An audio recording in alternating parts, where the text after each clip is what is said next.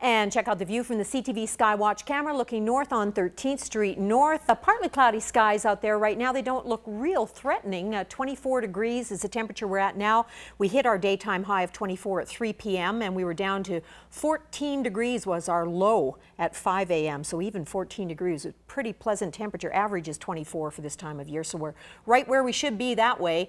We see our barometric pressure is falling. We do have some unstable weather that we have been talking about all through the newscast, and of course that continues to be the situation. Just a heads up, there are no tornado watches or warnings out right now. Apparently social media has been a little bit alive with some misinformation that is the case for southern Alberta. That's not the case. There are watches posted for thunderstorm activity only right now.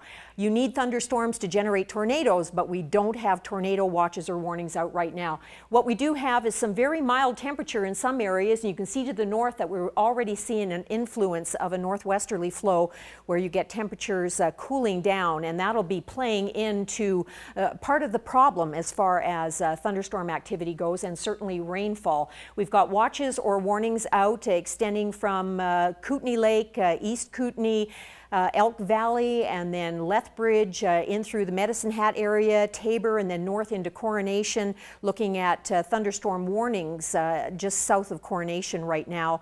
And that'll be, as I said, it's a very fluid situation. Watches and warnings will be changing into the evening hours. We're watching two streams of thundercell activity. One is coming up from Washington State and Idaho, cutting across southeastern BC, heading into Alberta. And then we've got another stream of thundercells that we're watching. That's going to be affecting much of Saskatchewan. It's been extended. It was right from Leader north to the North Battleford area, but now it's extended across almost to the Manitoba border. So all these things are changing, and that's just within the last hour that's been changing. But you can see in here pockets of heavier precipitation. That's where you get into the yellow coloration. And as we finish off today, we are already seeing that heavier amount of shower activity right along the Continental Divide. And then when we get into tomorrow, starting off the day fairly quiet here in the south, but areas to the north, they will be seeing the heavier amounts of rainfall as they get into Tuesday night. Across southern Alberta, we'll see our heavier amounts during the day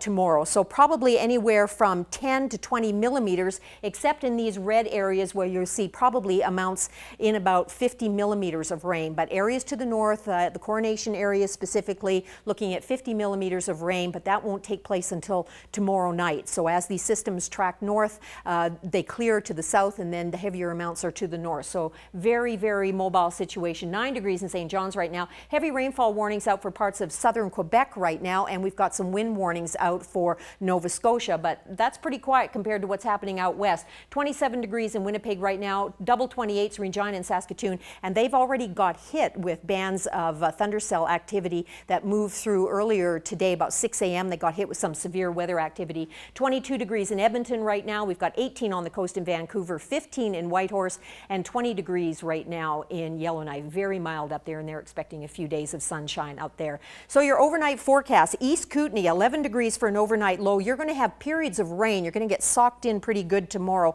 You might see the odd little sunny break, but mostly from about noon on, you're going to be seeing that rain development. And then Crow's Nest Pass, 8 degrees for an overnight low, 11 for a high tomorrow. Rain off and on throughout the day as well. Maybe the odd ray of sunshine in the morning, but things will start to thicken up as the day moves on, and then you'll start to see clearing in the evening hours. Medicine Hat looking at 15 tonight for a low 22, and you'll have that thunder shower activity earlier in the day, clearing later in the day for you. Lethbridge, we're looking at that thunder shower activity developing tonight. After midnight, we'll start to see some temporary clearing, but then tomorrow we're looking at cloudy skies, that scattered shower activity pretty much off and on throughout the day. We get into a northwesterly flow in most of these areas as well, and what that does is it just makes everything kind of stall over our area. So we go from an easterly flow to a northwesterly flow, and that brings down that cooler air. 17 degrees is all we're expecting tomorrow. But for us here in the south, we see rapid clearing as we head into Wednesday, Thursday, Friday, Saturday. We start to get back into the sunshine, and then areas to the north, of course, because you're getting those systems later. That's when you'll get your heavier amounts tomorrow night, and then Wednesday will be a transitional day for you, and then you'll start to clear out as you get into Thursday. So there's your record temperatures. Hope you got a chance to take a peek at that. Now I have some ticket giveaways on a happier note. I've got some Bulls tickets for the next 3 or 4 games, so we'll be giving away those tickets. So you know the drill. Leave me a daytime and an evening number, and I'll clear the phone lines. Good luck to everyone. That's it for me. Have a good night.